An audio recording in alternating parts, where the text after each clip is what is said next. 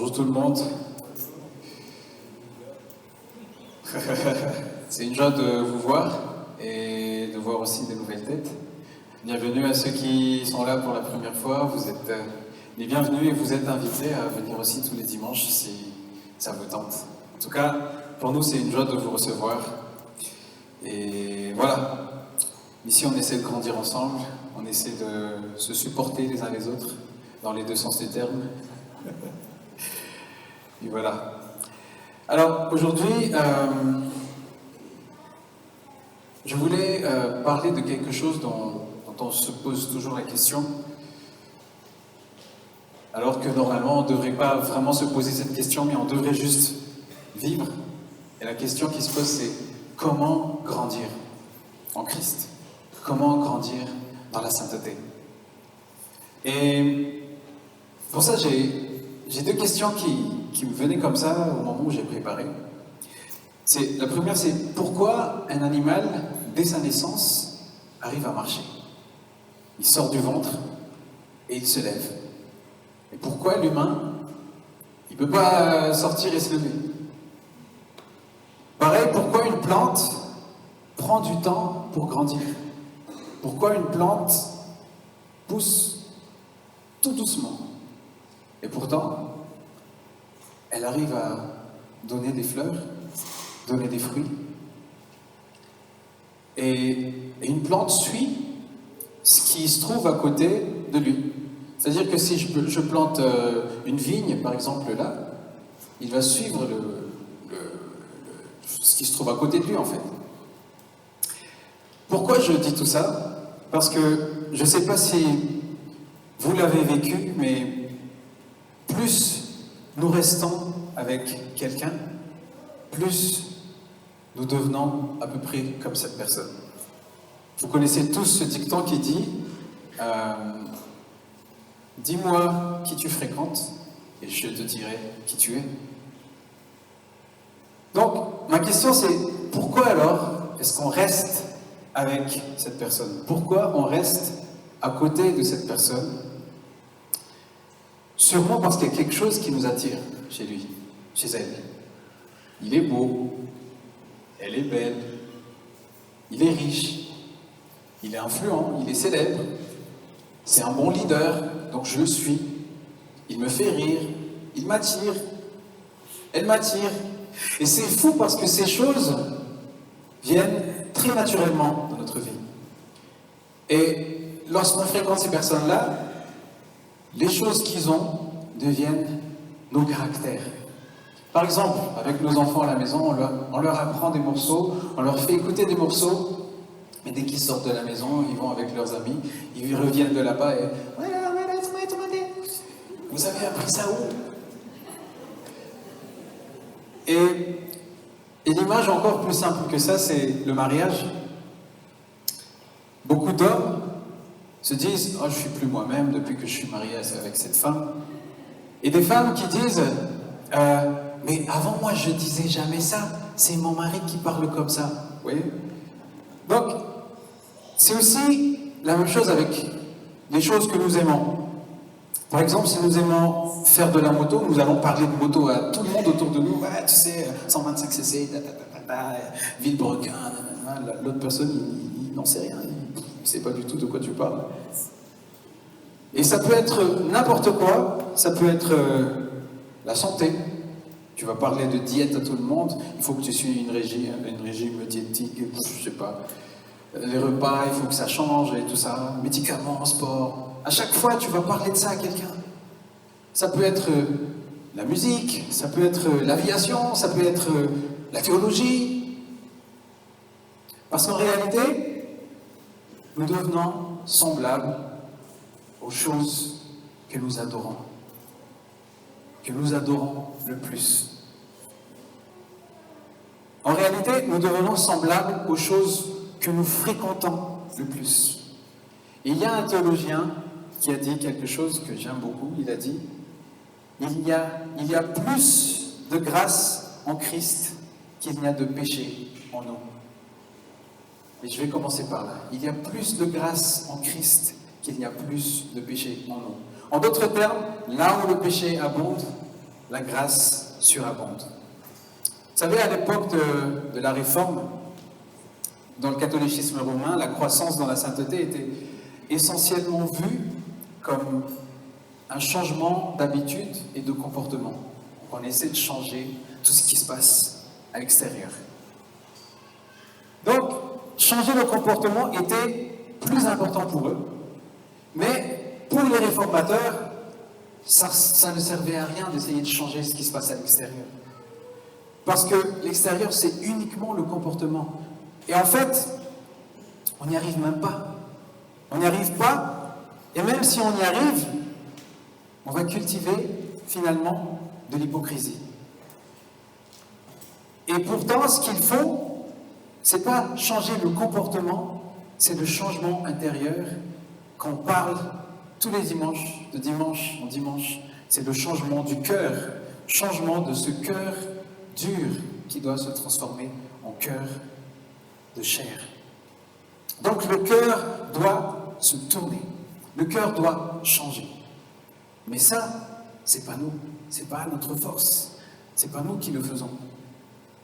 Et tant de prêtres catholiques que protestants, quel que soit qu'ils disaient à l'époque dans leur théologie, essayaient de toujours changer l'attitude extérieure traitant le problème de l'extérieur. Pourtant, le problème principal résidait à l'intérieur. Ce n'était pas un problème de comportement extérieur qu'on voyait, mais comme si on faisait des mauvaises choses, comme les habitudes des enfants qui font des bêtises. Mais c'est changer de l'intérieur pour que l'extérieur puisse être vu par les autres. Et c'est ça, le fruit. Il y a un mot malgache qui décrit ça très bien, et ça dit « Mietsa Rivelati ».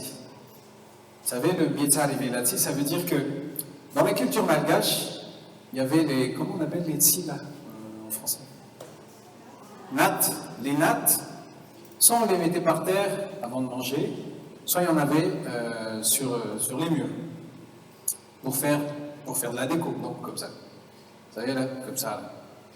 Et ce qui se passait, c'est que les Malgaches de l'époque, quand ils avaient des besoins, par exemple un peu de comme ça, ou des paracs, c'était tac tac, et puis voilà, derrière, choup, oh, voilà, derrière la natte. Pareil, pour le sol, la natte, sous la natte, derrière la natte. Et la natte, elle est jolie. La natte, elle est, chez vous, c'est beau en fait, il y a des nattes partout. Mais derrière les nattes, c'est horrible. Et c'est ça, Mietsar Ivelati, c'est la beauté extérieure avec la natte. Et c'est exactement ce qui se passe dans nos vies quand on essaie de changer notre aspect extérieur sans changer ce qu'il y a à l'intérieur. Pourtant, les actes extérieurs du péché ne sont que les manifestations de nos désirs intérieurs dans notre cœur. Alors, lorsque je commets un acte mauvais, je ne fais qu'exprimer au monde ce que j'ai dans mon cœur. Ce qui se passe à l'intérieur de moi, je le montre à tous. Et si j'essaie de changer mon comportement sans que mon cœur change, je ne fais que mettre un manteau moral, à l'extérieur pour qu'on voit quelqu'un de meilleur. Et on s'étonne après en disant combien de fois dois-je changer comme ça pour être meilleur? Pourtant, on n'y arrive pas. Et ce qui est dangereux dans tout ça, c'est que ça devient lourd, ça devient un fardeau, parce qu'on se dit, finalement, j'y arrive pas, finalement, je ne peux pas me changer, finalement, je ne peux pas changer cet aspect extérieur que j'ai tellement envie de changer.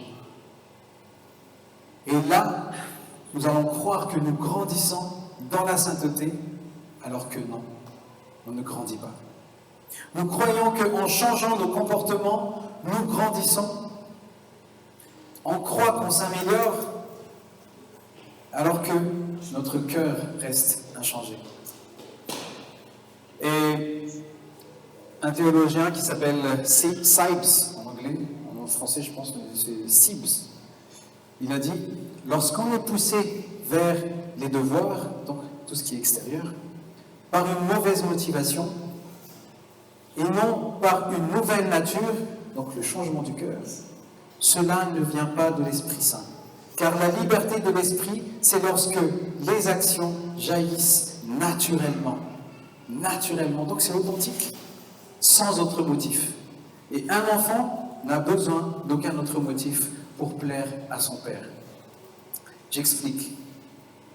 Vous voyez, quand un enfant sait que son père l'aime, il est naturellement porté à vouloir plaire à son père. N'est-ce pas, papa?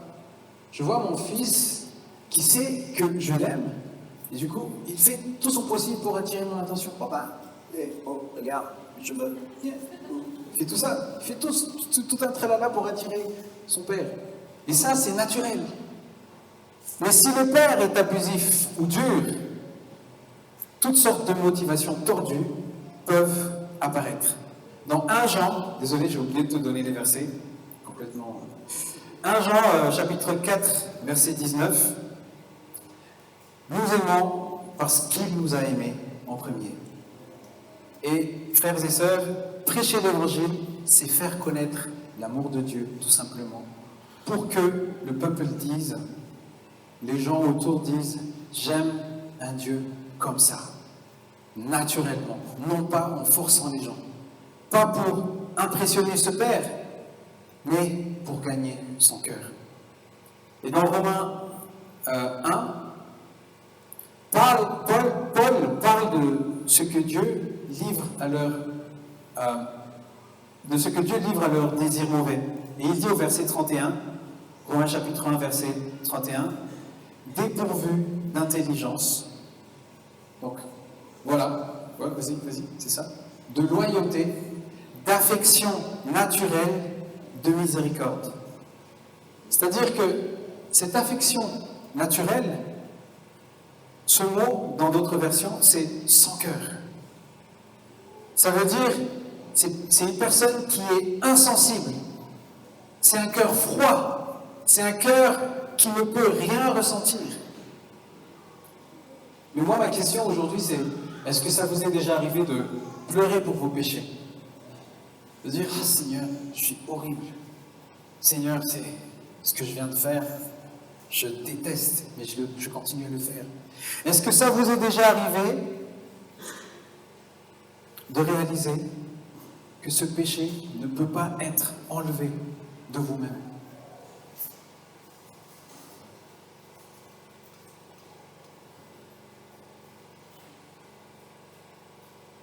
Et de vous dire, ce péché est odieux devant Dieu, face à la bonté de Dieu. Qu'est-ce que je dois faire?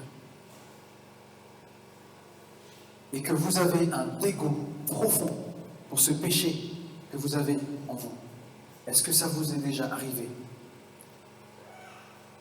Parce que vous savez, le péché vient du cœur qui est dur, insensible. Ce cœur ne ressent même pas le poids du péché, ce cœur dur. Il est trop froid envers Dieu. Il est peut-être très zélé pour faire ceci, faire cela, mais sans plaisir en Dieu. Or, le travail de l'Évangile, frères et sœurs, est de réchauffer et d'adoucir le cœur de chacun. Et c'est ça qui est le message d'aujourd'hui. Si tu veux un cœur tendre, amoureux pour Dieu, garde-toi sous le soleil de l'Évangile. La parole de Dieu est lumière et elle chasse les ténèbres, elle éclaire, elle réchauffe. Ce que je veux dire, c'est qu'il faut se bronzer devant la grandeur de l'Évangile de Christ. C'est comme un basculement radical de la réforme face au catholicisme médiéval, où le péché était un problème du cœur, mais pas juste d'un comportement extérieur. Le problème est plus profond, mais pas ce qu'il y a juste sur la surface. Et donc la solution ne peut pas être juste un comportement à changer, Parce qu'elle va revenir demain, elle va revenir le lendemain, et elle va encore revenir le lendemain du lendemain. Le problème est plus profond. Et la solution, c'est le changement du cœur. Je ne peux pas arrêter de pécher juste par ma propre volonté. Et si c'était aussi simple que ça, pourquoi Christ aurait pris notre place sur la croix? Pourquoi il serait mort pour nous? Parce que si c'est comme ça, je dépends de moi-même au lieu de la foi. Et ça, c'est l'opposé de la grâce. Le cœur est le problème et l'évangile est la solution. Sinon, il ne reste que l'hypocrisie de l'extérieur. Et si tu te concentres seulement sur le comportement extérieur, tu ne changes pas ton cœur. Un cœur ne change pas en devenant quelqu'un de meilleur. Les publicités qu'on voit beaucoup aujourd'hui sortent le meilleur de toi-même. Et tu peux être religieux aussi, mais sans aimer le Seigneur. Mais ceux qui ont un cœur tendre désirent vraiment le Seigneur lui-même. Pas seulement le salut. Et ce n'est que lorsque tu aimes Dieu sincèrement que tu commences à haïr ton péché. Non pas par peur d'être jugé par les autres, mais parce que le péché te dégoûte toi-même. Parce que nous agissons souvent comme ça. Au regard des autres, on se dit, un tel va dire, ah, il n'est pas assez saint, il n'est pas assez chrétien. Oh, il a fait ça, oh, tiens, il a dit ça. Nous grandissons dans la sainteté exactement comme nous avons été sauvés au départ. Et c'est seulement en croyant en Jésus-Christ. Et c'est l'Esprit Saint qui ouvre nos yeux pour voir l'amour de Christ. Je réalise que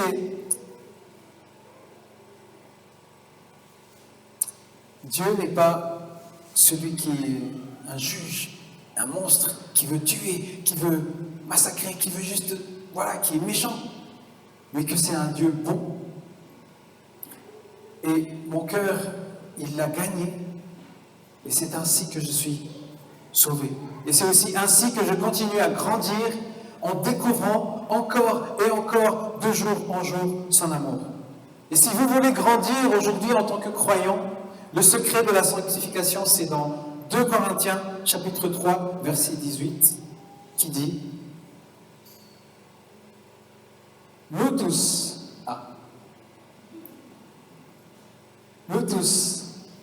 qui, le visage découvert, contemplant comme dans un miroir la gloire du Seigneur, nous sommes transformés en la même image, de gloire en gloire, par le Saint-Esprit. » Dans le français courant, il est écrit « Nous tous, le visage découvert, nous reflétons la gloire du Seigneur. » Refléter la gloire du Seigneur, ça veut dire que ceux qui nous voient la gloire de Dieu. Voir Christ, fixer nos pensées sur lui, l'admirer de jour en jour, sa pureté, sa beauté, sa bonté. Voilà ce qui transforme le cœur. Ce n'est pas en essayant de changer nos comportements, mais en fixant nos yeux sur Christ, en étant remplis de Christ. Et ce goût pour lui va faire croître notre dégoût pour le péché, va faire croître notre dégoût pour ce côté sale que nous avons. Et sa bonté devient désirable que nos passions égoïstes. Et nous voulons contempler Christ tous les jours, parce que c'est ça qui fait grandir sa bonté en nous. Si tu veux aujourd'hui faire du bien à toi-même, aux personnes qui sont autour de toi, dans le monde, prêche l'évangile de la grâce à toutes ces personnes, l'évangile de la grâce gratuite de Jésus-Christ. C'est cette grâce gratuite qui gagne d'abord le cœur d'un pécheur, puis qui continue de le détourner du péché pour se tourner vers Christ. Et ce n'est pas juste un conseil pour des pasteurs ou des prédicateurs qui vont prêcher à quelqu'un, mais c'est pour tous les croyants. Chaque chrétien doit proclamer Christ à soi-même chaque jour, aux autres aussi. Et chaque jour, notre connaissance de Dieu est déformée. Donc, nous avons chaque jour besoin de cet évangile, de cette compréhension de l'évangile. Et Dieu, quand on ne le comprend pas, devient loin, devient dur.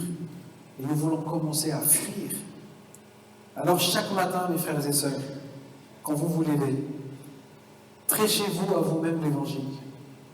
Ayez les yeux fixés sur Christ. La croissance dans la sainteté passe par Christ seul. Parce que la vie chrétienne, c'est de le connaître. C'est pas simplement je dois fuir le péché, et puis finalement, à un moment donné, on se retrouve au point de départ, parce qu'on va toujours trouver Christ moins attirant qu'autre chose. Mais pourtant, Christ est largement meilleur. Et le seul moyen de vaincre un désir mauvais, c'est d'avoir un désir plus fort, et c'est d'être rempli de Christ. Plus tu vois l'excellence de Christ, plus les autres choses perdent leur goût et leur pouvoir. Et si tu aimes Christ, tu parleras tout naturellement de Christ à la personne qui sera à gauche, à droite, à côté, devant, derrière, dans le bus, au travail, n'importe où. Parce que Jésus a dit, c'est l'abondance du cœur, c'est de l'abondance du cœur que la bouche parle. Luc 6, Évangile de Luc, chapitre 6, verset 45, il est écrit, l'homme bon tire de bonnes choses du bon trésor de son cœur, et le méchant tire de mauvaises choses de son mauvais trésor, car c'est de l'abondance du cœur que la bouche parle. Donc c'est comme la vigne que j'ai parlé au tout début. La vigne, elle est poussée à être avec le mur, avec tout ce qui se trouve autour de lui. Et naturellement, il va là-bas. Et nous aussi, naturellement, on va commencer à parler de Jésus à toutes ces personnes autour de nous quand on est rempli de Christ. Et l'évangélisation, mes frères et sœurs, ne devient pas quelque chose de forcé. Des fois, on se dit, je ne sais pas quoi dire à ces gens-là. Ils sont tellement loin. Je ne sais pas quoi faire avec ces gens-là. Mais l'évangélisation, normalement, ça devrait être naturel. Parce que quand Christ imbibe notre cœur, quand Christ remplit notre cœur, on le partage tout naturellement autour de nous. Et c'est authentique. Il y a tellement de faux évangiles aujourd'hui. Après, vous allez me dire, ok, on a compris, la grâce extérieure, intérieure, ok, mais comment on fait ça? Comment? Explique-nous. Pratiquement, vas-y, dis-moi. Comment arriver à l'aimer ainsi? Mes frères et sœurs, c'est pas en s'efforçant soi-même, mais c'est en découvrant nous-mêmes combien il nous aime. Vous savez, un paradoxe dans l'humanité, c'est que quand on nous apprend quelque chose, on a du mal à le recevoir. Mais quand on découvre par nous-mêmes, on se dit, c'est moi qui l'ai découvert en moi. Je sais ce que ça vaut. Et quand on découvre Christ, quand Christ se révèle à nous, son amour nous attire loin du péché. Et on connaît tous 1 Jean, chapitre 4, verset 19, qui nous dit, pour nous, nous l'aimons parce qu'il nous a aimés en premier. Et le diable le sait aussi. C'est pourquoi il cherche à affaiblir notre perception de l'amour de Dieu. C'est pourquoi il cherche à tordre cette perception que nous avons de Christ. Il veut qu'on croie que Dieu est dur, méchant, et il commence à nous accuser. Il dit, voilà, t'as encore péché, t'as vu, tu ne peux pas le faire. Tu fais tellement de bêtises qu'aujourd'hui, tellement tu en as fait que tu ne vas plus être pardonné. Mensonge. Dieu t'aime. Le diable est capable de dire Dieu ne t'aime plus. C'est faux. C'est un blasphème contre la croix. Parce que mon péché n'est pas plus fort que le sang de Christ. Et dire le contraire, c'est dire que la croix a échoué. Donc, il ne suffit pas de connaître la vérité. Il faut la ressentir. Il faut le goûter. Il faut s'en nourrir. Christ ne veut pas te perdre. Christ veut t'avoir et il veut te donner la vie en abondance et donner aussi cette vie à travers toi pour les autres. Et le christianisme, c'est l'histoire d'amour de Christ venu gagner son épouse, qui est l'Église. Contrairement à la vision médiévale de l'époque d'un Dieu distant, que moi, à l'époque aussi, quand j'étais un ado, j'ai cru à ça. On m'a parlé d'un Dieu là-bas. Oh, Seigneur, je prie, où es-tu? Réponds à ma prière. Oh, pas de réponse. Oh là là. Mais c'est un Dieu qui est vraiment là. C'est un Dieu passionné, un époux passionné qui vient chercher son Église, sa bien-aimée, son épouse. Et cette image d'épouse est vraiment beau, parce que, comme dans un mariage, nous avons donné notre nom à Christ, et que nous soyons découragés par le péché ou notre indignité, quand l'accusateur, le diable, vient nous accuser, on va tout simplement lui répondre: ne parle pas de ça, on va voir Christ. Et là, quel soulagement de pouvoir dire: va voir Christ, j'ai été pardonné. Et si tu as quelque chose contre moi, ô accusateur, adresse-toi à mon époux. Il y a plus de justice, il y a plus de grâce en Christ qu'il n'y a de péché en moi. Pour terminer, j'aimerais que vous imaginez un banquet, un festin, une fête. Quel est le désir d'un époux pour sa femme? Qu'elle se régale pendant cette fête, qu'elle se régale de tout ce qu'il lui offre. Et nous ne pouvons pas mieux plaire à Christ qu'en nous montrant heureux de recevoir ce qu'il nous a donné. Le devoir du chrétien aujourd'hui est d'accepter l'invitation de Christ à la fête. Et si tu refuses de festoyer avec lui, tu ne pourras pas non plus souffrir avec lui. La joie doit précéder la souffrance. Et le plus grand devoir des chrétiens, c'est d'avoir un bon appétit pour les délices de l'Évangile. Ouvrons grand notre bouche pour recevoir ce que Christ a préparé pour nous et qu'on arrive à remplir notre cœur. Il y a plus de gloire, mais il y a plus de grâce que je n'ai d'appétit pour la grâce. C'est ce dont il est sujet quand Christ dit en Jean 4, verset 14, « Mais celui qui boira de l'eau que je lui donnerai n'aura jamais soif.